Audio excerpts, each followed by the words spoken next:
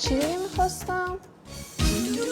دیر اومدی خیلی دیره، جای دیگه دل اسیره، حرفای قشنگ دستن. وای خدای مردم از خستگی. به به ماشاءالله چقدر خرید کردی؟ وای خدا کمرم از صبح که کپونا رو اعلام کردن تا همین الان تو صف بودم. یعنی امروز میخواستم برم پیش شاهین جون یه ذره این ابروامو برداره، خیلی پر شده، فکر کنم دیگه وقت نمیشه. آخه وای میدونی این همه بارا چقدر راونم تو این گرما کشون آوردم. تازه این کپونا رو اشتباه برده بودم، الان فردا دوباره باید برم تو صف وایسم روغن بگیرم. باشه حالا چرا انقدر عصبی میشی؟ یه جوری میگی انگار خودت حالا تو صف کپون وای نستادی.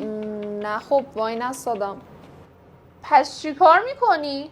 والا من از سوپرمارکت اسنپ استفاده میکنم و از هر سوپرمارکتی که بخوام کالای تازه با تنوع بالا میگیرم. تازه تا 50% هم تخفیف دارن. با هر خریدم یه امتیاز برای قرعه کشی آخر هفته میگیرم. تازه هرچی هم بگیرم برام میارن دم خونه. ها؟ ولش کن. اون پلاستیک خالیه چیه از اول تا حالا دستته؟ وای خاک بر سرم، کل شکر رو ریخت تو خیابون. راستی شکرم میخواستم.